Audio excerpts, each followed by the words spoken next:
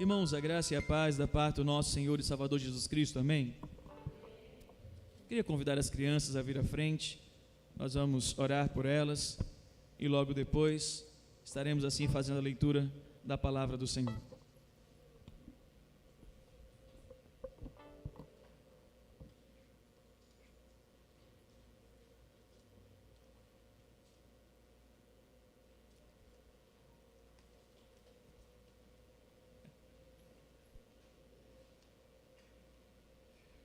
Vamos fechar os olhos, vamos orar pelos pequeninos, pedir que o Senhor fale ao coração deles, assim como também com certeza falará aos nossos. Queria convidar o diácono Paulo a fazer essa oração. Senhor, nesse momento nós te apresentamos, Pai, as crianças que vão ouvir a Tua palavra da maneira deles, da maneira que eles entendem, Senhor, e que o Espírito Santo, Teu Espírito, possa preparar os corações delas e que elas entendam a Tua palavra, que elas entendam o Teu caminho, a Tua vontade, porque o Senhor também tem as suas vontades e os seus caminhos nas vidas das crianças, Senhor. Nós te pedimos agora também por toda a igreja, nós que vamos ouvir a palavra agora, prepara o nosso coração, traz a iluminação da Tua palavra, Deus, fala conosco em nome de Jesus, amém. Amém. Podem ir, crianças. Queridos, vamos colocar em pé, em reverência à palavra do Senhor. Nós vamos fazer a leitura hoje de Gênesis 3, do versículo 1 até o versículo 7. A 7, a parte A do texto. Nós começamos domingo passado a exposição sobre a temática da família conectada. O que é uma família conectada e como a família pode viver de forma conectada e feliz. E nós vimos no capítulo 2 que a família só vive conectada e feliz quando ela está centrada e conectada com Deus, conectada com Sua palavra, conectada com a comunhão daquele que nos chamou, daquele que nos criou.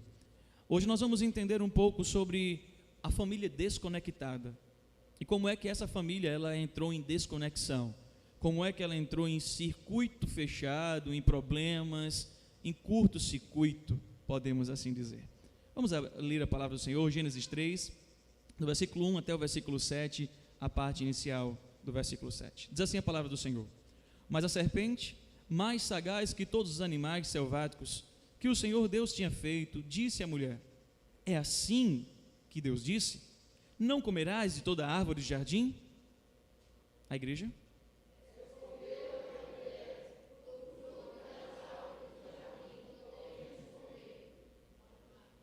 Mas do fruto da árvore que está no meio do jardim, disse Deus: Dele não comereis, nem tocareis nele, para que não morrais.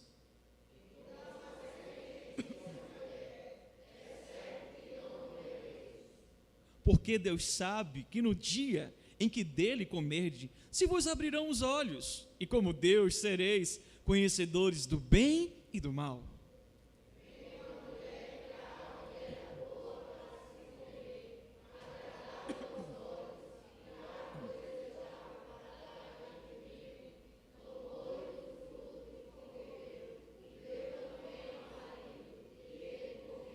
Todos em uma só voz. Abriram-se então os olhos de ambos, e percebendo que estavam nus, coseram folhas de figueiras e fizeram cintas para si. Senhor, fala aos nossos corações. Espírito Santo de Deus, usa-me para o louvor da Tua glória, e que possamos sair daqui entendidos do que tens a nos chamar nessa noite, em nome de Jesus. Amém. Podem sentar, irmãos? Certa feita, em uma reunião de casais, a liderança chamou o casal mais experiente, de mais tempo de vida juntos. Um casal cujo o tempo já passavam mais de 60 anos unidos em matrimônio. E eles fizeram uma pergunta a esse casal e disseram: olha, nós queremos que você nos diga como foi que vocês conseguiram chegar até esse tempo sem se separar, sem chegar a uma crise de pensar, quem sabe, até no divórcio. Ou a última pergunta: vocês já pensaram nisso? Vocês já enfrentaram isso. Aquele casal ficou olhando um para o outro e ficou pensando o que responder. E como sempre, ou na maioria das vezes, a mulher ela toma o princípio de falar, porque a mulher gosta de falar, nada contra, viu, irmãs? Ela disse assim: já passamos por várias crises. Enfrentamos crises que nós pensávamos que nós não íamos suportar. A primeira crise foi a crise financeira. Quando ela chegou, o casamento estremeceu. E nós imaginávamos que nós não iríamos chegar ao fim, aonde a morte nos separava, mas nós pensávamos que a morte seria a crise financeira. O marido olhou e disse: eu acho que tem outro problema também. O problema de que eu era muito grosso. E a mulher se espantou olhando para ele, porque ele foi sincero. E ele disse: eu pensei que ela não ia me suportar. Eu tive que mudar muito, mas eu fui muito grosso com a minha esposa. E já que ele abriu um pouco dessa sinceridade, a mulher disse: eu também preciso falar. Ele também me suportou muito. Eu era muito desatenta. Além de ser desatenta, eu era muito impaciente e muito insensível. Então ele pegou o microfone de volta e disse: eu era duro demais com você. Parece que eles começaram a ficar felizes em poder abrir a vida deles de forma tranquila para com aqueles casais. E ela tomou o microfone de volta e disse: eu era muito melindrosa. Tudo que você falava ou pensava, por muitas vezes me machucava por causa dos meus milindres. E aí o entrevistador viu que eles estavam bem à vontade, pegou o microfone e disse assim: então permita-me uma pergunta, porque eu sei que vocês vão contar várias crises, mas eu preciso perguntar uma coisa: como vocês venceram essas crises?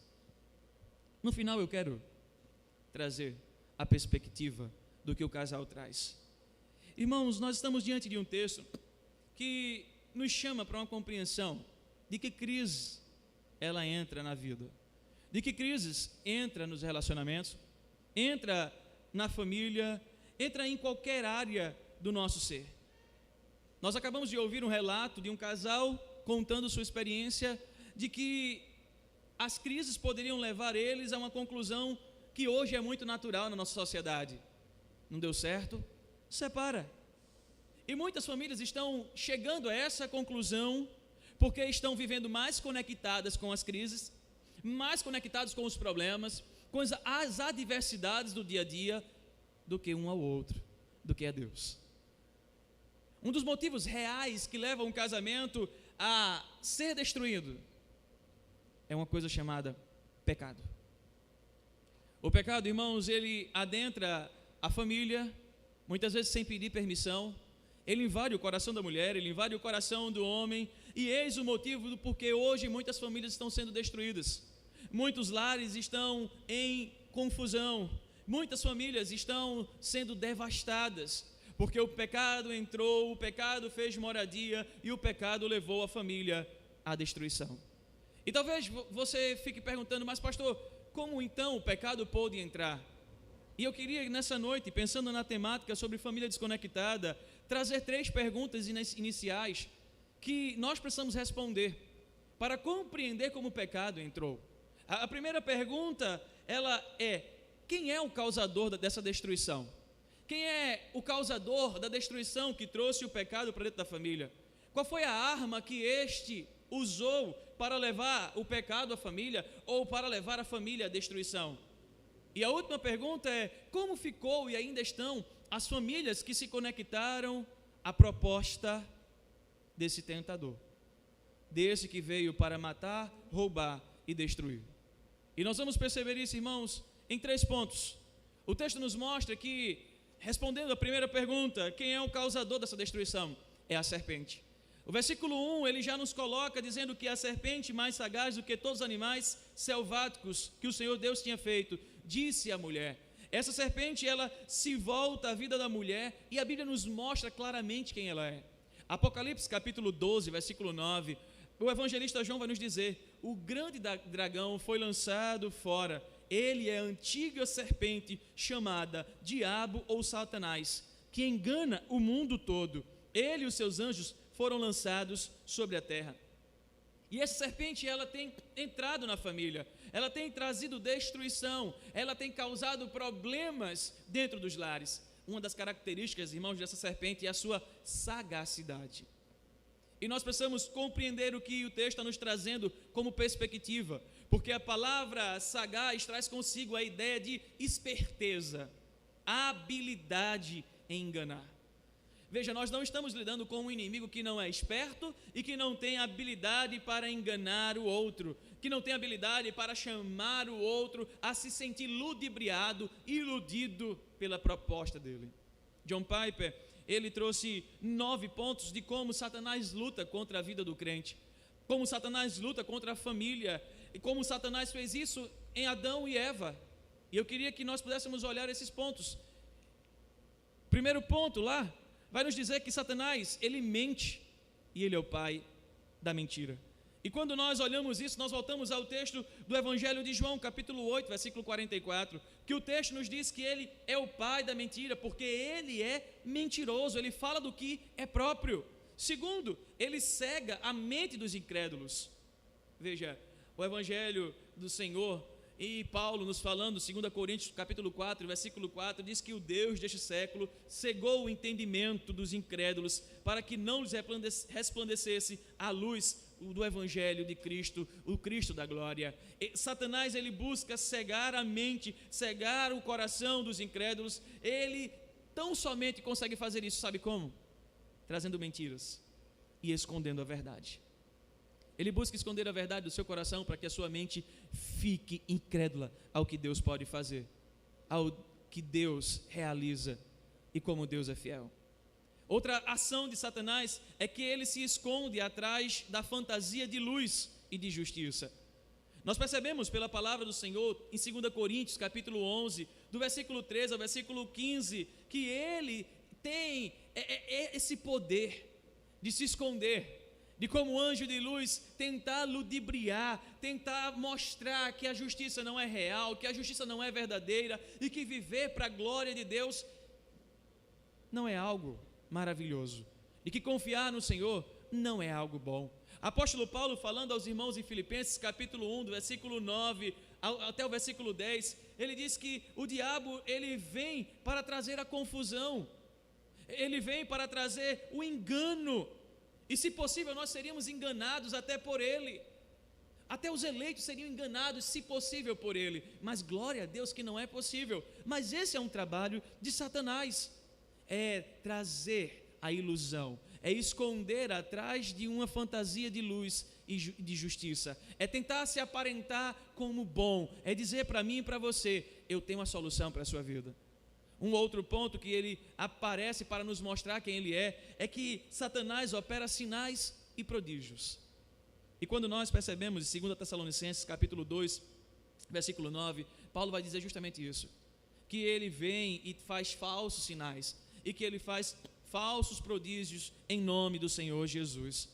Lembre que o próprio Cristo nos disse em Mateus capítulo 7, que muitos chegarão na presença dele, dizendo, Senhor, Senhor, em teu nome eu expulsei demônios, em teu nome eu operei milagres, em teu nome eu fiz maravilhas, eu fiz sinais e prodígios, e Deus vai dizer, apartai-vos de mim, eu não vos conheço. Satanás tem em si a perspectiva de querer nos enganar, de apresentar uma falsa proposta e trazer ilusão ao teu coração, para que no final das contas, você não confie no Senhor, você compreenda que Deus é ruim, porque não realiza o teu desejo, que Deus é mau, porque deixou algo de ruim acontecer com você, e que Ele é bom o suficiente para tratar todas as tuas necessidades. Um outro ponto que nós podemos olhar é que Satanás, irmãos, ele tenta as pessoas, sabe como? Levando-as a pecar. Ele é expert nisso, ele busca tentar as pessoas, fazendo-as pecar. E ele sabe como fazer isso. Lembre-se que ele tentou isso com o próprio Cristo. Foi ele quem lá no deserto tentou Jesus. Foi lá no deserto que ele disse, transforma o pão em pedras. Foi lá no deserto que logo depois ele leva Cristo ao pináculo e diz, olha, tudo isso te darei se prostrares e me adorares.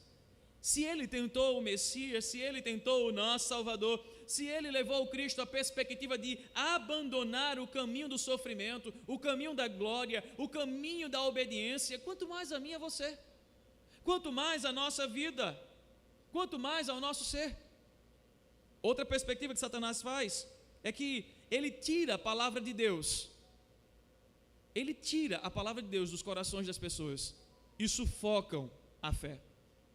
Acredito que você lembra muito bem da parábola da semeadura, aonde o Senhor vai dizer que a semente caiu em um terreno rochoso, aonde vai falar que a semente caiu no terreno fértil, e um desses terrenos é justamente a perspectiva do que vai dizer capítulo 4 de Marcos, versículo 15. Logo vem Satanás e tira a palavra semeada neles, porque o trabalho de Satanás é esse, irmãos, roubar a palavra, porque ele odeia a fé. Ele não quer que eu e você creiamos, ele não quer que eu e você obedeçamos, porque a fé nos leva a obedecer, a fé nos leva a depender, a fé nos leva a crer, a fé nos leva a entender que somente Cristo é o caminho, a verdade e a vida.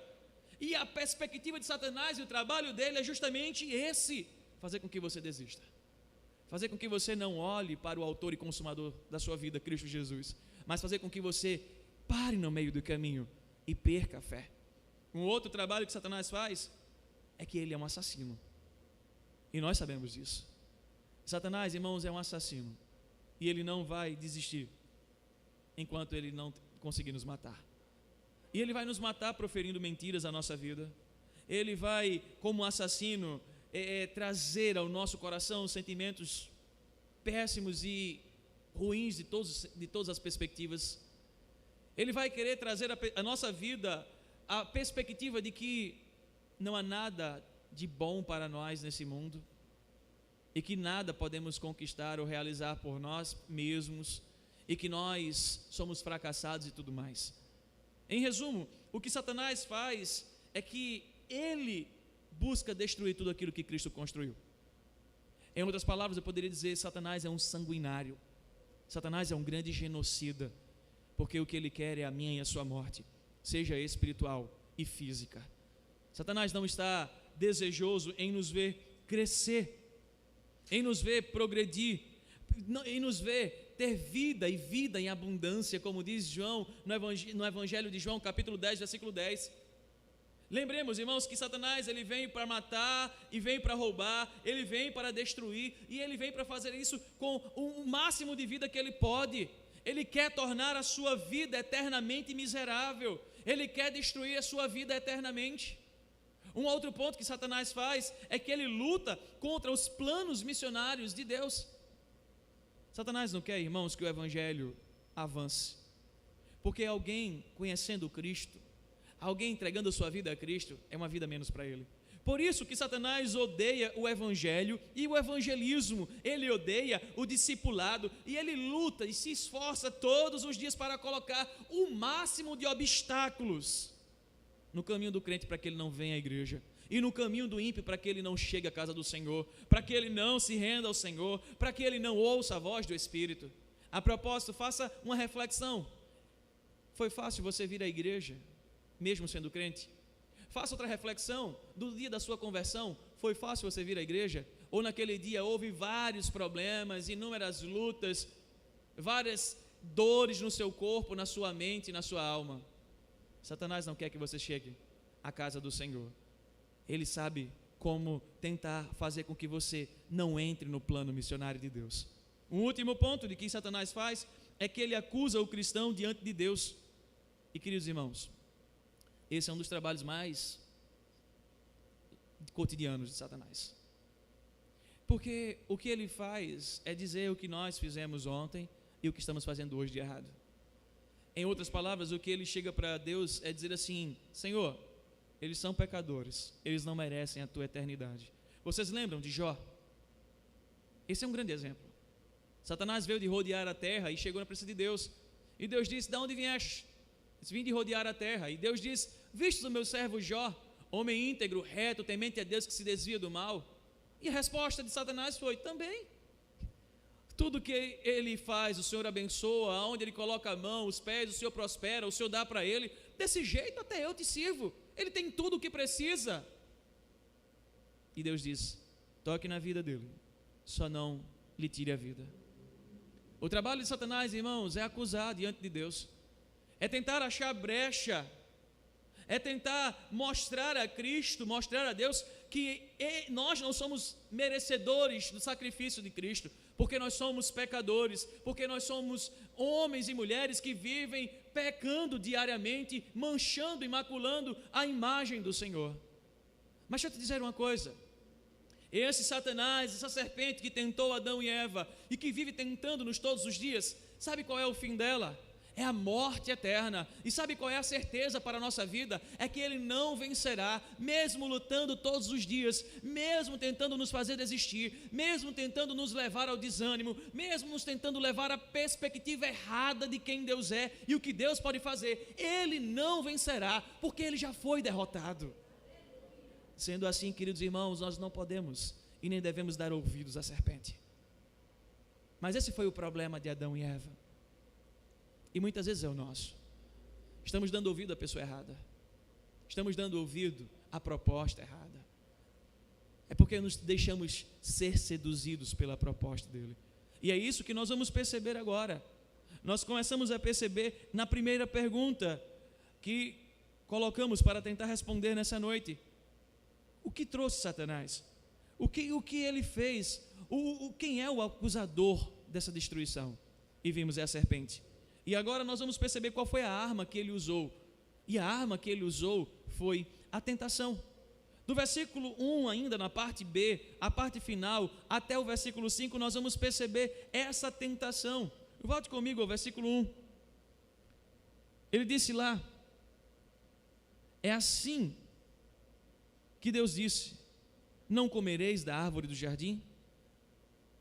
Ele começa um diálogo com a mulher e com o homem. E sutilmente ele começa nesse diálogo a conduzir Eva, sem ela perceber, a uma distorção da palavra de Deus. Veja, a tentação começa a entrar por meio de um diálogo, aonde não deveria existir.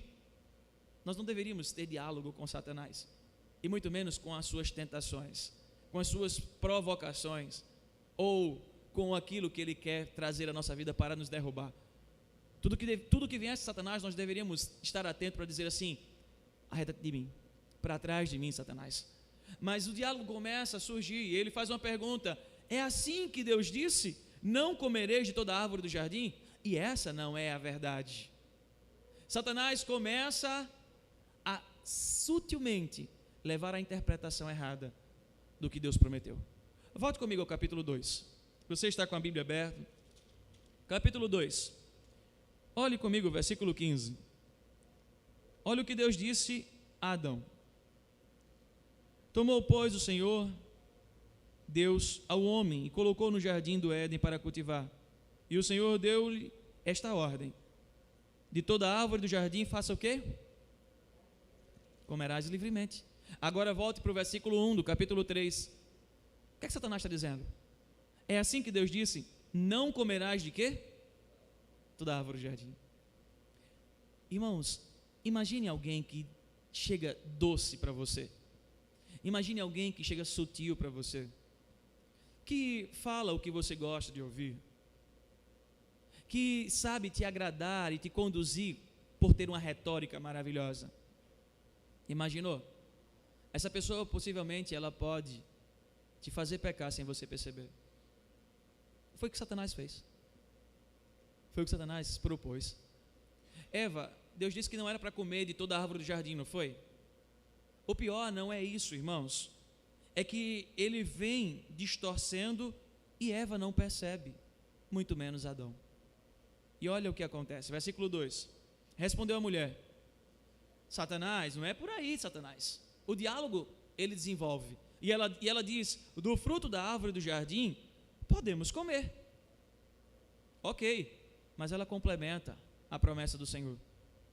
E olha o que diz: mas do fruto da árvore que está no meio do jardim, disse Deus: dele não comereis. Aí agora o que é que ela faz? Nem tocareis. Foi isso que Deus disse lá? No capítulo 2, versículo 15? Não. Veja, a serpente traz uma proposta errada a Eva, uma interpretação errada a Eva, Eva faz uma interpretação ainda errada sobre aquilo que Deus disse. O que eu quero dizer com isso, irmãos, é que a serpente, ela sempre vai te buscar para te tentar.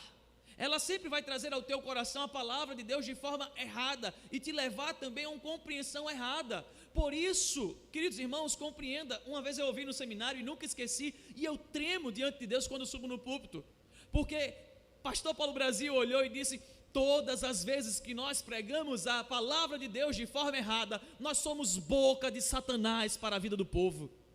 Meu coração tremeu. Todas as vezes que nós interpretamos e levamos errado a palavra do Senhor, nós somos boca de Satanás. E isso não é só para o pregador, isso é para todo crente. Todas as vezes que nós não buscamos conhecer a palavra do Senhor e ensinamos de forma errada, nós estamos sendo boca de Satanás. Por isso o povo de Deus perece por não conhecer as Escrituras, nem o poder de Deus. Veja que a serpente começou a conduzir esse papo, esse relacionamento, e a mulher, ela vai respondendo, e a mulher vai se envolvendo, e ela não percebe que ele é expert em deturpar a palavra de Deus. Ela não percebe que ele é expert em fazer com que o povo que não conhece as Escrituras dissemine de forma errada e mentirosa a palavra de Deus. Ela não percebe que ele é expert em trazer as Escrituras com uma falsa promessa, porque um dos trabalhos maiores de Satanás, sabe qual é? É prometer aquilo que ele não pode te cumprir, é prometer aquilo que ele não vai te dar, para te fazer ficar frustrado, pensando que Deus não te ama.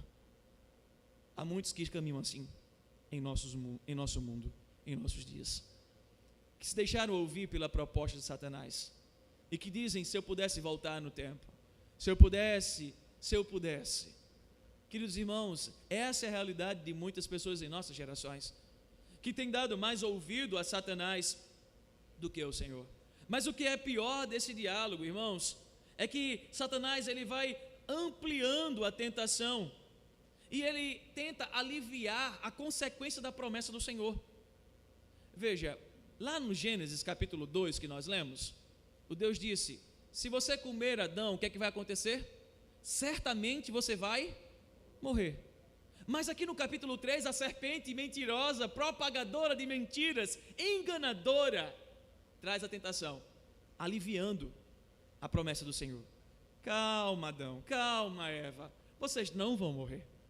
Calma, isso que Deus está falando é porque Ele é egoísta. Ele não quer que vocês tenham os olhos abertos, Ele não quer que vocês sejam iguais a Ele, Ele não quer que vocês sejam conhecedores do bem e do mal. E eu digo e garanto a vocês, vocês não morrerão. A serpente está quebrando uma promessa divina, e não é diferente nos nossos dias. Não pense que Satanás vai aparecer para você com chifre, tridente, capa preta, porque se aparecesse assim, até ele fugiria dele mesmo. Ele vai aparecer para você na melhor proposta, da melhor forma, da melhor maneira, para te seduzir, para te levar a não fazer a vontade do Senhor e pensar: mas se eu quebrar esse mandamento, Deus vai compreender, realmente não vai ser tão grave. Mas se eu quebrar esse mandamento, Deus é amor, paz e amor, sabe? Então Deus vai me colocar em seus braços e vai dizer: ô filhinho amado, eu te entendo, eu te compreendo. Essa sempre é a proposta de Satanás. Queridos, pequem, mas olha, fiquem tranquilos, porque não é tão ruim assim a consequência do pecado. Deus é amor, e não é por aí. Por isso que muitas igrejas estão cheias, irmãos, porque estão pregando um evangelho leve, um evangelho que não traz a realidade do peso do pecado, da consequência do pecado. Satanás está trazendo tentação à vida deles. Vocês não vão sofrer. Imagine se vocês pudessem hoje receber R$1 milhão de forma errada, de forma que vocês iriam pagar, mas só iriam pagar 3 anos da prisão. Vou amenizar, 1 mês na prisão, é 1 milhão de forma errada. Como é que você ficaria? Pastor, nunca vi tanto zero na minha vida, a não ser na minha nota lá do colégio, sabe? Eu não vi tanto zero. Sabe? A gente fica tentado, irmãos. Aquele que não fica balançado Eu coloquei apenas dinheiro. A gente poderia usar outros exemplos. Aquilo que você mais ama, aquilo que você mais deseja. Imagina Satanás chegando para você dizendo assim: olha, eu vou te dar, fica tranquilo, Deus não vai te machucar tanto, Deus não vai trazer consequências pesadas, Deus não vai, Deus é amor. Se a gente não estiver atento a Deus, sabe o que acontece? Assim como Adão e Eva caíram, nós também cairemos. Porque a promessa de Satanás é sempre essa: é prometer aquilo que ele não pode te dar, para ver aonde ele quer que você esteja do lado dele. Compreendendo e voltando isso, nós percebemos que Satanás, ele conclui essa tentação prometendo que se eles comerem, eles seriam iguais a Deus. Eles teriam, irmãos, poder para fazer tudo o que Deus poderia fazer e tudo o que Deus faz. Eles teriam poder para serem semelhantes ao Senhor, o poder de construir, de destruir, o poder de fazer e refazer, de criar do nada todas as coisas, o poder de controlar tudo. E quem é o ser humano que não quer esse poder? Qual é o ser humano que não deseja dominar, executar, criar tudo de forma soberana sobre todas as coisas? A tentação que Adão recebeu lá no jardim é a mesma que nós recebemos. E o pior, irmãos, é que às vezes a gente coloca o peso desse texto todo em Eva. Mas lá no original, lá no hebraico, a palavra de Deus diz que estava Adão e Eva. Tanto que o texto traduzido vai nos dizer assim: e comeu Eva e deu para quem? O seu marido. Ela não foi na casa dele, ela não foi lá no trabalho dele, ele estava do lado dela. Veja a negligência de Adão, veja a omissão de Adão. Por isso que o ano retrasado, se não falha a memória, tratando do livro de Restaurando o Casamento, de Douglas Wilson, eu disse: a culpa é sempre do homem, porque Deus fez um pacto, uma aliança com o homem. E todas as vezes que o nosso casamento caminha de forma errada, e todas as vezes que o nosso casamento tem insucessos, ou sucessos, a culpa é nossa, a responsabilidade é nossa. Somos nós que, como sacerdotes, temos que conduzir a família. Era Adão que deveria dizer: serpente, vai embora. Eva, sai daí, Eva, essa proposta não, o Senhor não nos prometeu isso, nós vamos morrer se comermos. Não morreremos, é morreremos, e nós não queremos caminhar nessa forma. Eu não vou aceitar isso aqui, Eva, venha para cá. Ele deveria, com graça, amor e misericórdia, exercer, mas o próprio Adão cai na tentação. E sabe o que acontece, irmãos? O que aconteceu lá na família de Adão e Eva ainda continua acontecendo nas nossas famílias. Os olhos foram abertos, mas não foram abertos para as coisas boas, foram abertos para o pecado. Versículo 6, versículo 7, o texto nos mostra isso. Eles comeram do fruto, eles se alimentaram daquilo que não deveria se alimentar. Depois de todo o diálogo com a serpente, a mulher olha para o fruto e vê que o fruto é agradável aos olhos. Ela começa a desejar o fruto. E o apóstolo Tiago vai nos dizer que nós pecamos por aquilo que enche os nossos olhos. O pecado não foi Eva comer do fruto.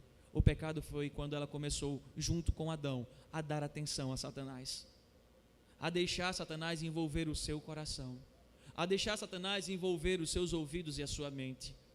O pecado começou ali. Comer o fruto só foi conclusão de algo que já existia no coração deles. E veja o que aconteceu. A tentação foi consumada, os olhos foram abertos. E o que Deus está nos dizendo é que quando nós cedemos à tentação, nós não conseguimos discernir o que é bom e o que é belo. Veja, queridos irmãos, quando nós cedemos à tentação, tudo parece maravilhoso, mas não é. E é justamente isso que Deus quer nos mostrar pela vida de Adão e Eva.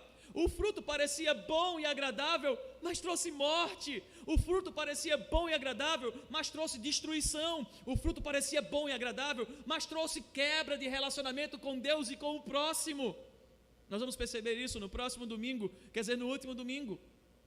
Eles começam a viver em conflitos entre eles.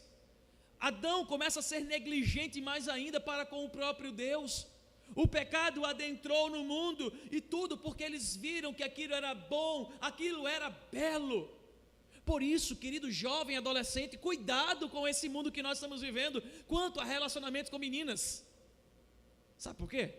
Porque na grande maioria, vocês estão buscando aquilo que enche os olhos. Cuidado. Corpo bonito não significa mente cheia de Cristo Jesus e do Espírito Santo do Senhor. Mulheres, cuidado. Cuidado. É sempre bom ter um homem com muito carinho, né? É muito bom.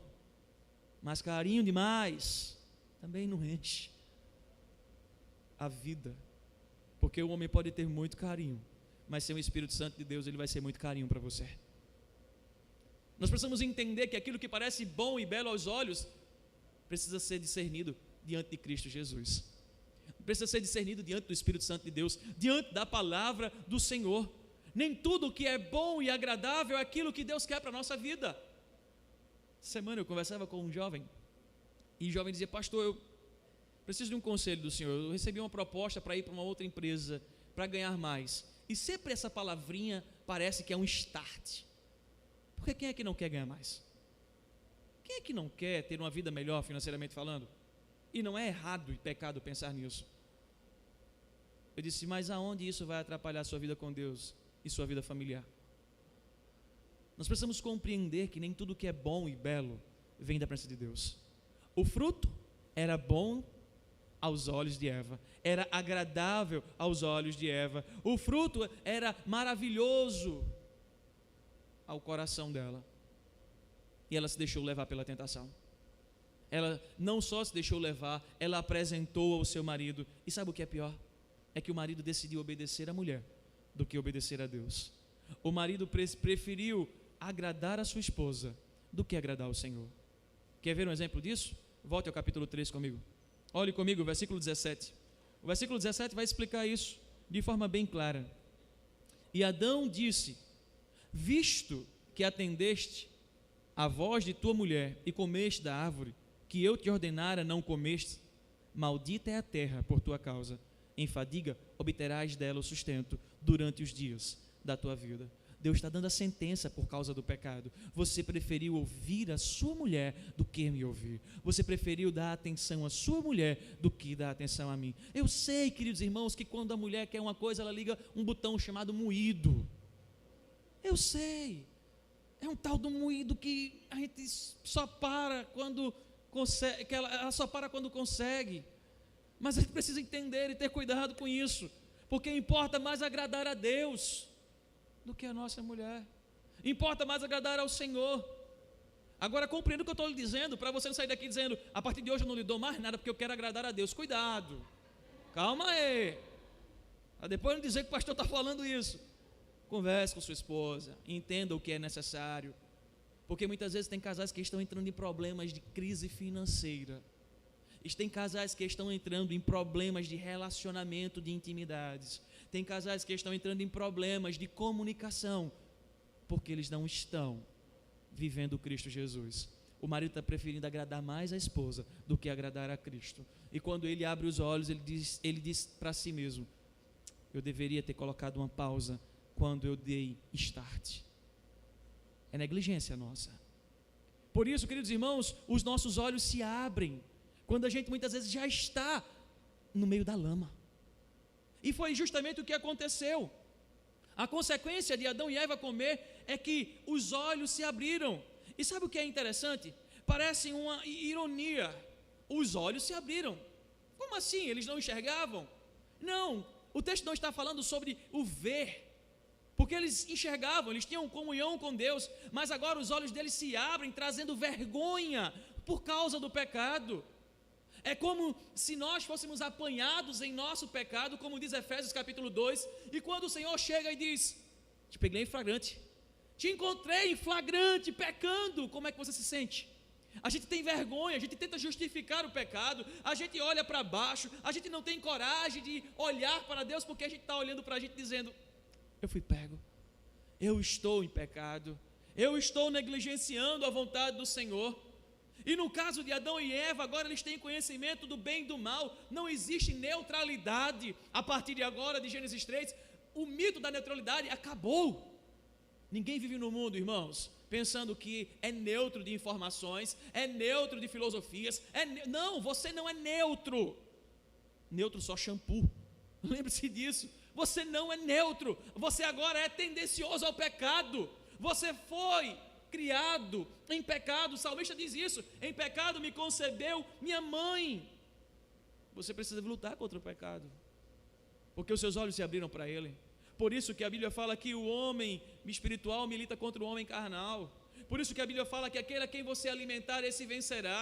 Por isso Paulo manda crucificar as nossas paixões e concupiscências, a vontade da carne, a vontade do eu.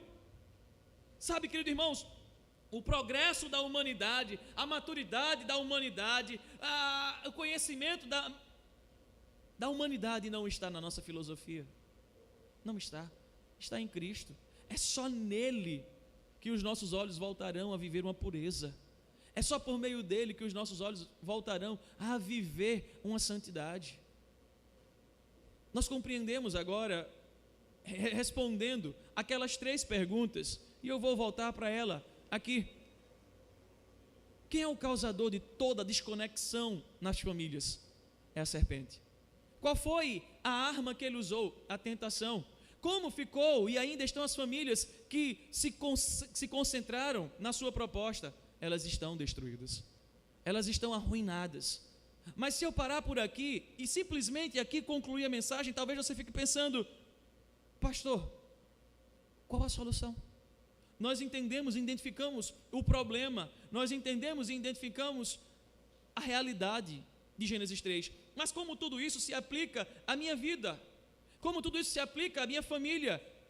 Minha família está, pastor, desconectada. O pecado entrou nessa área, o pecado entrou naquela área, o pecado está causando um caos. Como isso lá em Adão e Eva foi resolvido e como na minha vida pode ser resolvida? Primeiro ponto, irmãos, nós precisamos entender uma coisa: precisamos deixar de ser enganados por Satanás. Precisamos parar de estar ouvindo a voz de Satanás. Precisamos parar de ter diálogo com Satanás.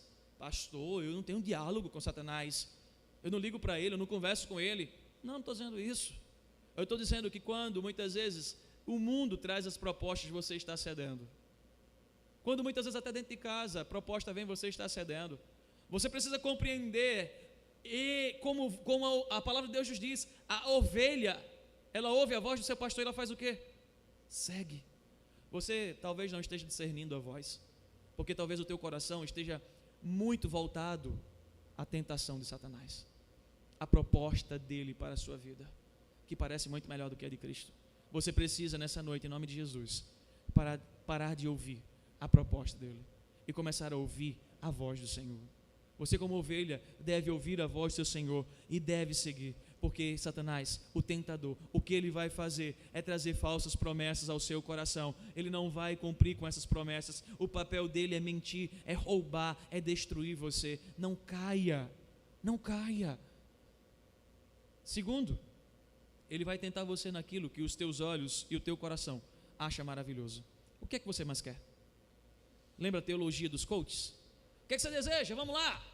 Você consegue, você é maravilhoso, você é forte, você é bom, você é grandioso. A teologia do coach. Cuidado.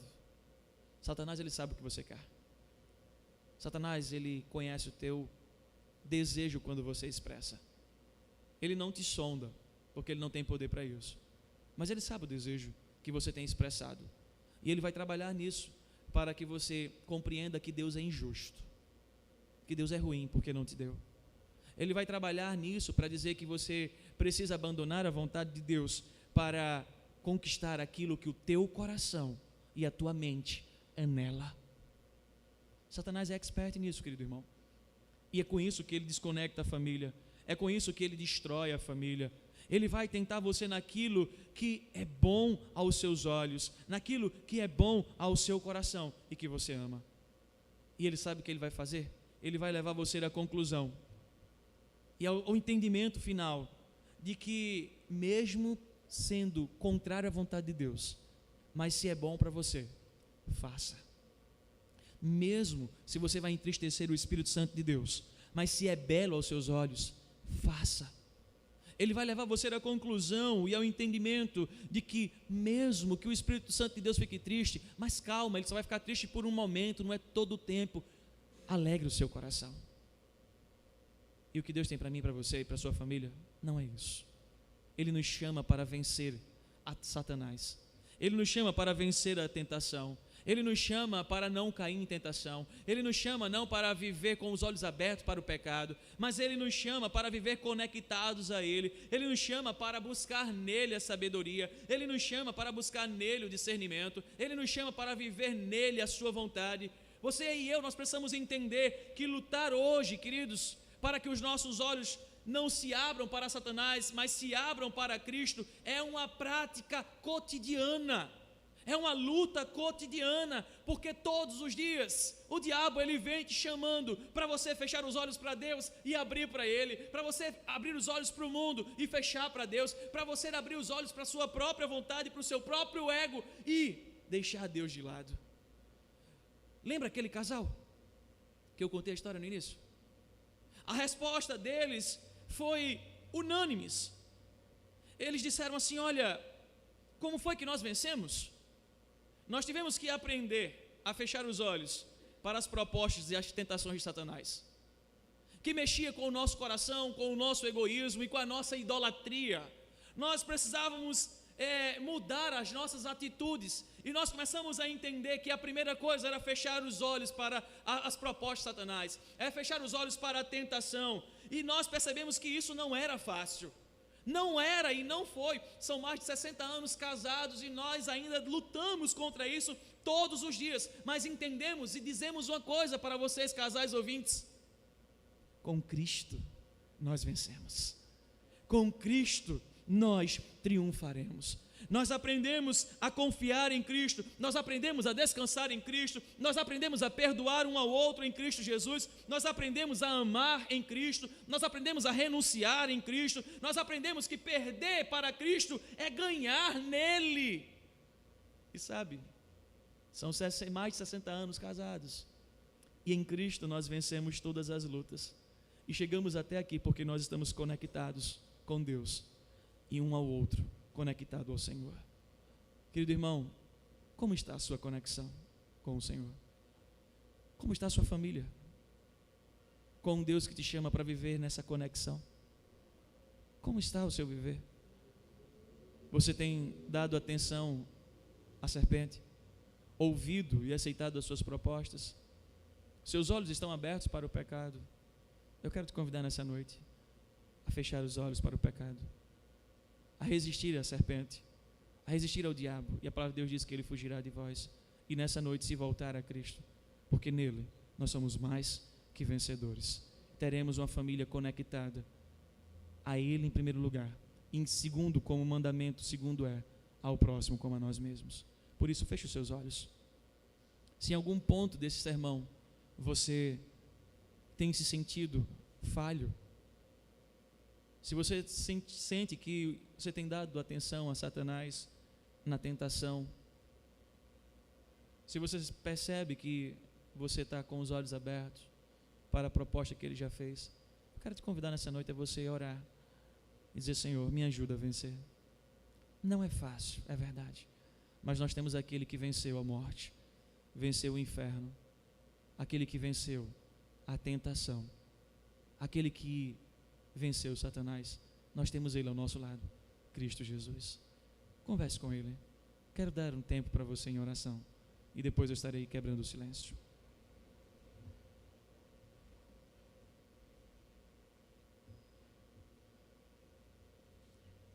Querido Deus, estamos diante de Ti para dizer e abrir o coração naquilo que Tu já conheces, porque Tu nos sonda. Nós somos pecadores, Deus, e muitas vezes nos encontramos fazendo aquilo que não Te agrada. Melhor dizendo, fazendo aquilo que agrada a nós mesmos. Ah, Deus, como nós somos falhos. Ah, Senhor, como nós buscamos os nossos próprios interesses, como nós buscamos a nossa própria vaidade, orgulho, como nós buscamos aquilo que não Te agrada. E parece-nos que todos os dias essa proposta vem, e quanto mais abrimos os olhos para ela, mais difícil fica fechar os olhos para ela. Muitas vezes temos fechado os olhos para Ti, tapado os ouvidos para Ti, Mas nessa noite, Espírito Santo de Deus, como nós cantamos, que nós não sabemos viver sem Ti, Espírito Santo, nessa noite nós te clamamos que o Senhor venha e que o Senhor nos faça fechar os olhos para o pecado, para as propostas de Satanás, que o Senhor nos faça abrir os olhos para a Tua vontade, Senhor, que o Senhor nos faça abrir os olhos para obedecer a Tua palavra, para confiar em Ti nessa luta tão difícil, nessa luta tão árdua, porque o nosso corpo muitas vezes clama pelo pecado. Ajuda-nos, Pai, ajuda-nos a vencer, e a certeza é que venceremos quando mais conectados estivermos contigo, quando mais íntimos estivermos do nosso Senhor e Salvador, quanto mais conhecimento tivermos sobre Ti. Por isso, Espírito Santo de Deus, nessa noite, levanta os homens por meio do Teu Santo Espírito para viver conectados a Ti. Levanta as mulheres, os filhos, para que possamos ter famílias conectadas ao Criador e Consumador, ao Autor da nossa fé. Renova-nos, em nome de Jesus. Amém. Queria convidar a cada um a ficar de pé. Nós vamos louvar ao Senhor com o hino que está no nosso Data Show, número